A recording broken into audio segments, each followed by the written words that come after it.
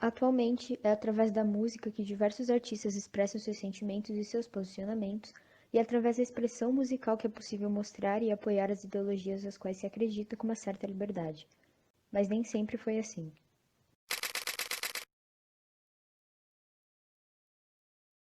Nesse documentário, a gente vai tratar sobre como as músicas lançadas durante o período da ditadura militar eram utilizadas como ferramentas de resistência pelos artistas e aderidas pelo povo que lutavam pela volta da democracia no país.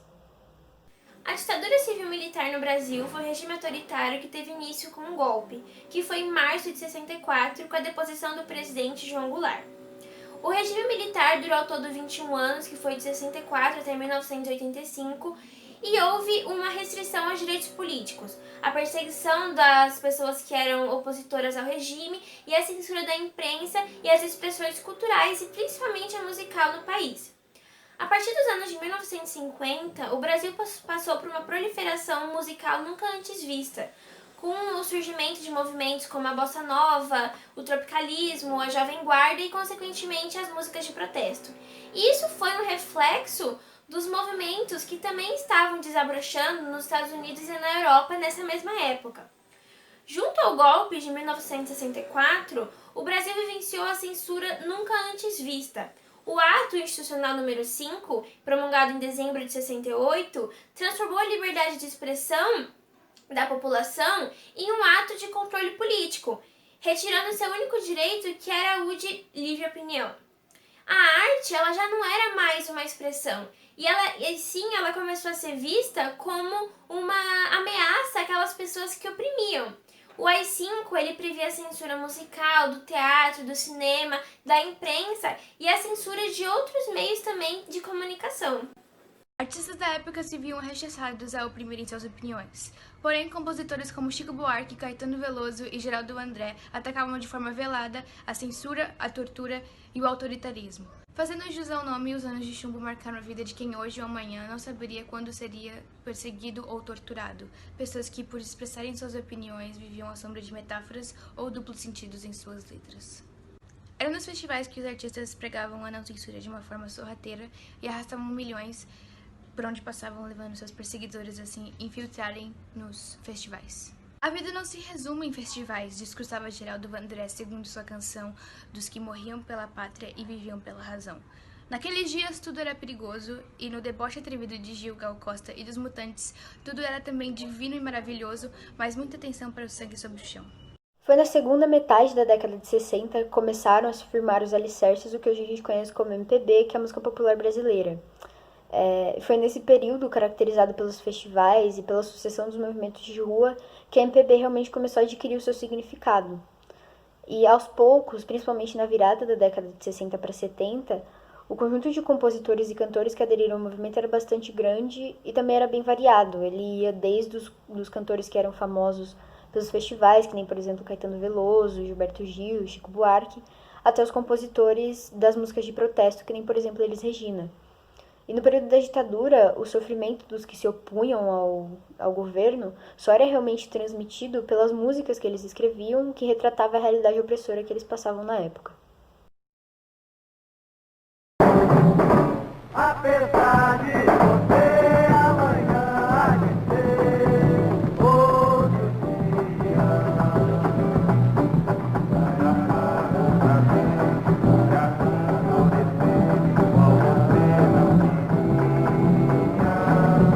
Apesar de você, Chico Buarque.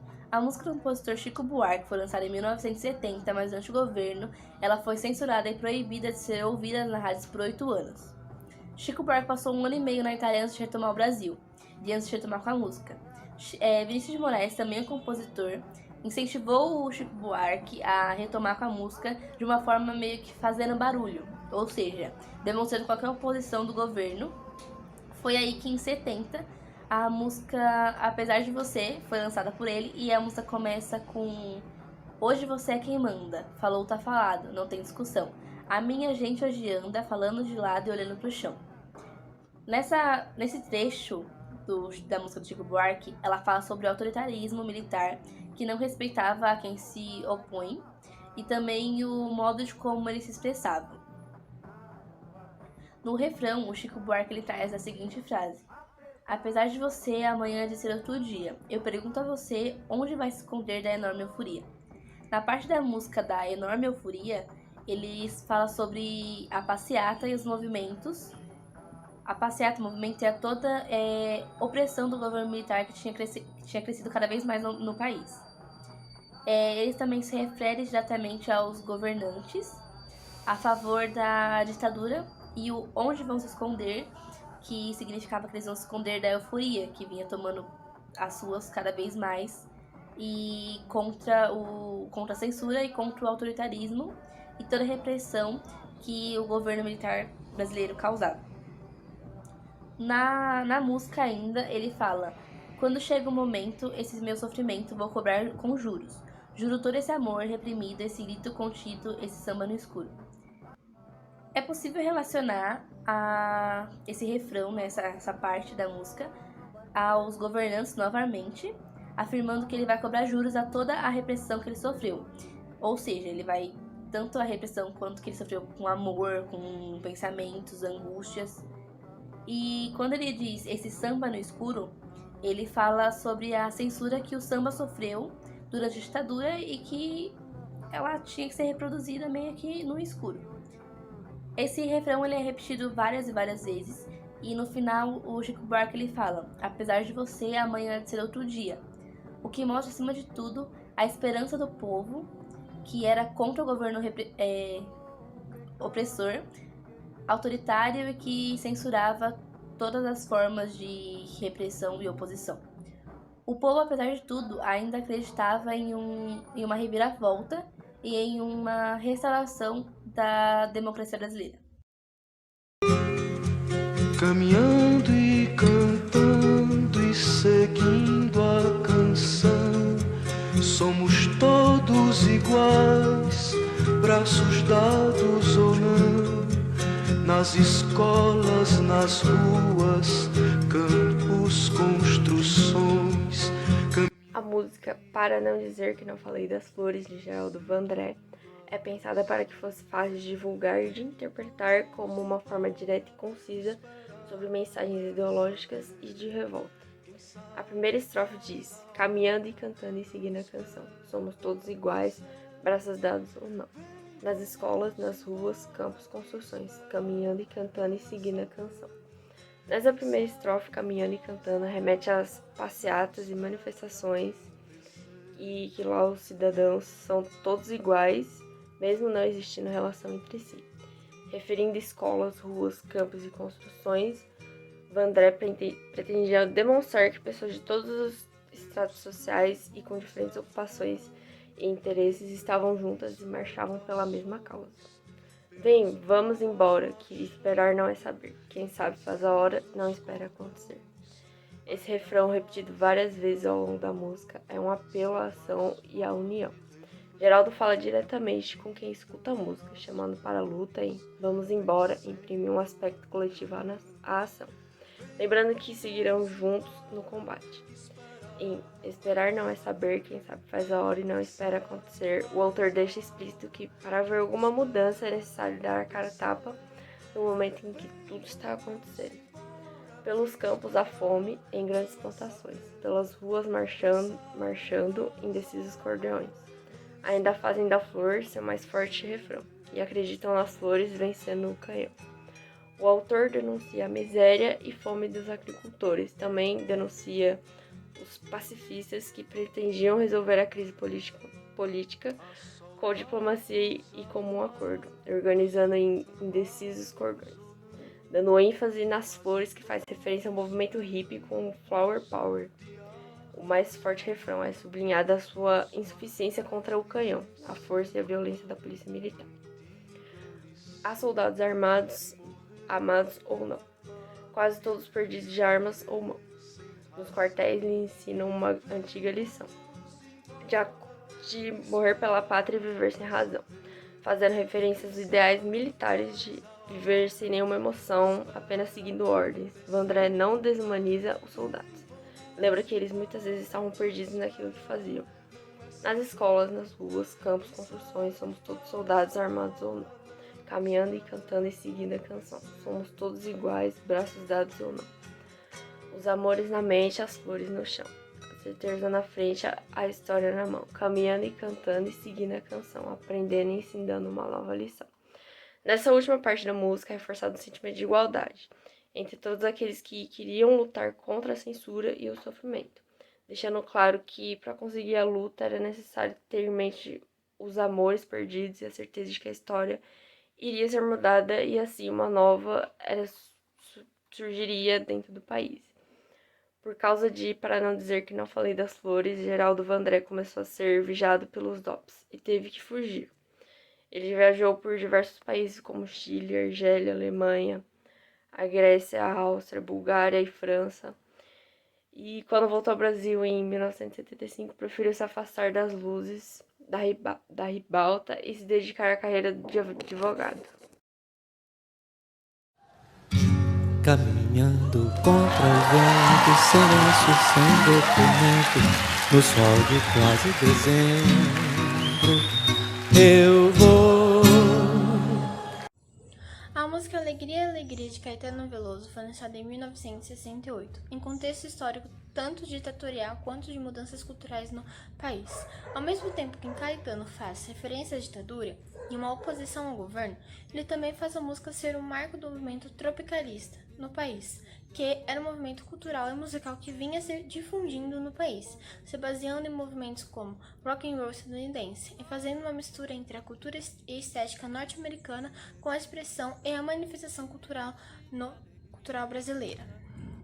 Caetano inicia a música com a frase "caminhando contra o vento, silêncio e sem documento", o que é uma analogia para o ato de ir contra o comum, ou seja, se opor. Pode ser relacionado tanto ao governo quanto ao tradicionalismo cultural que trazia a Bossa Nova na época, e ainda fala sem lenço, sem documento, o que pode ser visto como um ato de liberdade que na época ainda era ausente. E outra estrofe, o cantor diz: por entre fotos e nomes, sem livros e sem fuzil, sem fome, sem telefone, no coração do Brasil.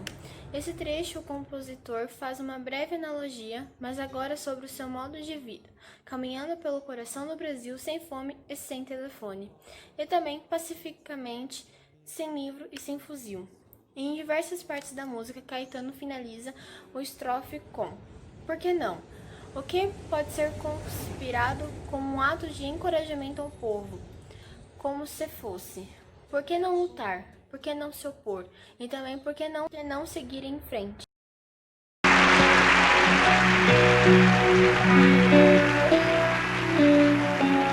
Não quero lhe falar, meu grande amor, de coisas que aprendi nos discos.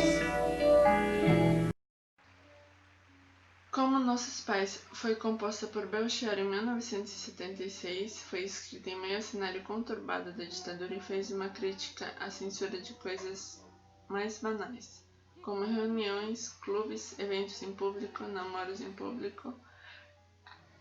E Belchior também expõe a posição dos jovens durante e depois do ocorrido e o perigo que eles corriam ao sair à noite para as ruas, a fim de se divertirem ou de pensarem da forma oposta ao governo. Na primeira parte de Como Nossos Pais, fala assim: não quero lhe falar, meu grande amor, das coisas que eu aprendi nos discos. Quero lhe contar como eu vivi e tudo o que aconteceu comigo. Viver é melhor que sonhar. Eu sei que o amor é uma coisa boa, mas também sei que qualquer canto é menor do que a vista de qualquer pessoa. A música ela se inicia com um eu lírico dizendo que quer contar suas próprias experiências e sobre o que viveu. Nos dá um conselho: viver é melhor que sonhar. E em seguida afirma que o amor é uma coisa boa e que as vidas das pessoas importam. No segundo trecho ele fala: por isso, cuidado, meu bem, há perigo na esquina, eles venceram. E o sinal está fechado para nós, que somos jovens. Para abraçar seu irmão e beijar sua menina na rua, o que fez seu braço, o seu lábio e sua voz? Nessa estrofe, temos uma referência clara à violência durante a época da ditadura, onde há uma ameaça constante e o perigo por todos os lados. Podemos considerar eles como os militares, conservadores ou até mesmo os pais. Entretanto, nas ruas, os jovens tentavam resistir. No terceiro trecho, você me pergunta pela minha paixão. Digo que estou encantada com uma nova invenção. E vou ficar nesta cidade, não vou voltar para o sertão, pois vejo vindo no vento, cheiro de nova estação. Eu sinto tudo na ferida viva do meu coração. Apesar das dificuldades, o eu lírico afirma que irá permanecer nas cidades, apesar de sentir saudades dos tempos em sua cidade natal no interior, e continua esperançoso mesmo não tentando uma perspectiva otimista. O sujeito não esconde a dor, declarando que seu coração é uma ferida viva, recorrendo às lembranças, partilha memórias de um passado bem diferente, onde tudo era liberdade e leveza. No seguinte trecho, vamos falar. Já faz tempo que eu vi você na rua, de cabelo ao vento, gente jovem reunida na parede da memória. Essa lembrança é o quadro que mais dói.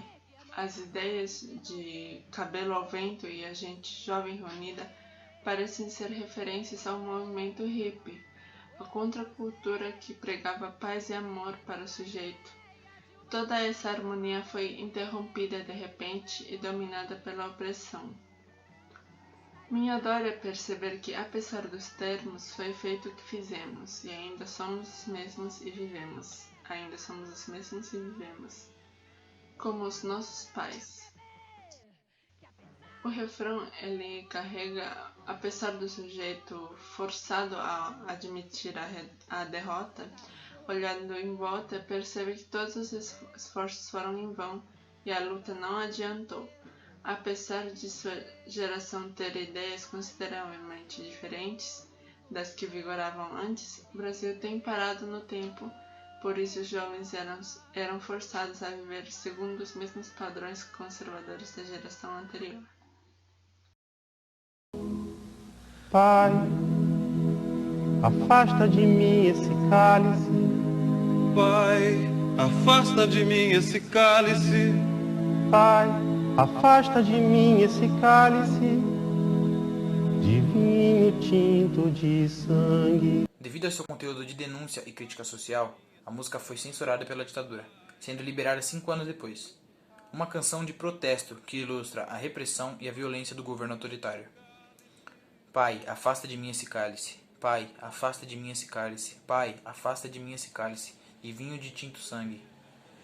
A música, repleta de menções bíblicas, já começa fazendo alusão à passagem que diz: Pai, se queres, afasta de mim esse cálice, denunciando assim o sofrimento e a perseguição que estava sendo vivida pela população brasileira naquela época. A semelhança entre cálice e cálice evidencia o pedido do fim da censura e da perseguição. Essa mordaça que o silencia. Se na Bíblia o cálice estava repleto do sangue de Jesus, nesta realidade o sangue transborda é o das vítimas torturadas e mortas pela ditadura. Como beber dessa bebida amarga? Tragar a dor, engolir a labuta?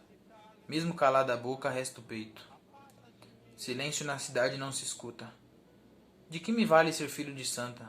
Melhor seria ser filho da outra. Outra realidade menos morta. Tanta mentira, tanta força bruta.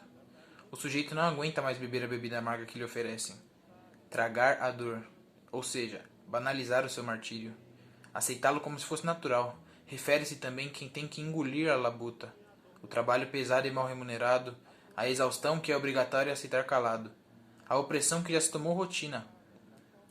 Mesmo calada a boca, resta o peito. Evidencia que mesmo censurado eles não iriam parar de lutar. Não há silêncio daqueles que querem mudar. Também evidencia sua vontade de viver em uma outra realidade e uma outra pátria. Como é difícil acordar calado, se na calada da noite eu me dano. Quero lançar um grito desumano, que é uma maneira de ser escutado. Esse silêncio todo me atordoa, atordoado permaneço atento. Na arquibancada, para a qualquer momento, ver emergir o monstro da lagoa. Na segunda estrofe é trabalhado a censura daqueles que querem se expressar, evidenciando a invasão das casas que aconteciam durante a noite. O monstro da lagoa seriam os militares, que podem aparecer a qualquer momento. Também seria uma referência aos corpos que apareciam boiando nas águas do mar ou do rio. De muito gorda a porca já não anda, de muito usada a faca já não corta. Como é difícil, pai, abrir a porta. Essa palavra presa na garganta, esse pileque homérico no mundo, do que adianta ter boa vontade? Mesmo calado o peito resta a cuca, dos bêbados do centro da cidade. Aqui, ganância é simbolizado pelo pecado capital da gula, onde repressa um governo corrupto e ganancioso. A faca simboliza o poder se enfraquecendo, apesar de ser forçado a reprimir palavras e sentimentos. Continua mantendo o pensamento crítico, resta a cuca. Mesmo quando deixamos de sentir, existem sempre as mentes dos desajustados, os bêbados do centro da cidade, que continuam sonhando com uma vida melhor. Talvez o mundo não seja pequeno, nem a vida um fato consumado. Quero inventar o meu próprio pecado, quero morrer do meu próprio veneno. Quero perder de vez tua cabeça, quero perder, minha cabeça perder teu juízo. Quero cheirar fumaça de óleo diesel, me embriagar até que alguém me esqueça. Percebendo que sua vida não é um fato consumado, está em aberto e pode seguir em diversas direções, querendo inventar seu próprio pecado e morrer do seu próprio veneno, ele afirma a vontade de viver sempre seguindo as próprias regras, sem ter que acatar as ordens ou moralismo de ninguém. Os dois versos finais fazem alusão direta a um dos métodos de torturas usado pela ditadura militar e a esperança de um futuro novo. Caía a tarde, feito viaduto, e bêbado trajando luto, e lembrou Carlitos. Caía a tarde, feito viaduto, e bêbado trajando luto, me lembrou Carlitos. A menção ao viaduto faz referência ao elevado Paulo de Frontin, que desabou em 1971 no Rio de Janeiro, deixando vários mortos e feridos. Também temos a citação de Carlitos, personagem de Charlie Chaplin, a quem João Bosco queria homenagear após sua morte, que representava a classe trabalhadora, consequentemente sempre a mais afetada. A lua tal qual a dona do bordel pedia a cada estrela fia um brilho de aluguel. A dona do bordel serve de metáfora para os políticos, ou seja, enquanto a cafetina se aproveita das meretrizes, os políticos se aproveitam do povo. Ambos, tanto a dona do bordel quanto os políticos, usam os outros para se beneficiarem. E nuvens lá no mata-borrão do céu chupavam manchas torturadas. Que sufoco, louco. O mata-borrão era um papel absorvente, usado para remover excessos de tinta nas canetas. Refere-se às torturas e desaparecimentos promovidos pelo regime militar. Os torturadores são representados pelas nuvens, enquanto o mata-borrão simboliza o doicode, um órgão de repressão do governo. O bêbado com chapéu coco fazia reverências mil, pra noite do Brasil, meu Brasil. A canção novamente menciona Carlitos, dessa vez como referência ao povo brasileiro, que assim como o personagem, apesar das dificuldades, tenta levar a vida com bom humor. Que sonha com a volta do irmão do Enfield, com tanta gente que partiu, num rabo de foguete, chora. A nossa pátria mãe gentil. Choram Marias e Clarices no solo do Brasil. Nessa estrofe, o letrista manifesta o desejo geral para que todos os exilados durante a ditadura, além disso, ele menciona a dor de Marias e Clarices, em referência às mães e viúvas de presos políticos, como Maria, esposa do metalúrgico Manuel Fiel Filho, e Clarice, esposa do jornalista Vladimir Herzog, ambos torturados e mortos pelo regime. Mas sei que uma dor assim pungente não há de ser inutilmente a esperança. Dança na corda bamba de sobrinha e em cada passo dessa linha pode se machucar. A música termina com uma mensagem de fé e esperança, mesmo que frágil e andando de sombrinha na corda bamba existia. Azar, a esperança equilibrista, sabe que o show de todo artista tem que continuar. Ainda que fosse um período difícil e de incertezas, tanto a classe trabalhadora quanto a artística deveriam seguir em frente, equilibrando esperanças na corda bamba. Depois de analisarmos todas essas composições, é explícito como a arte foi e ainda é a principal forma de resistência do povo. Seja através da música, da dança ou do teatro, diversas formas de resistência e oposição se sustentaram através da arte e se sustentam até hoje, demonstrando sua oposição a ideologias opressoras.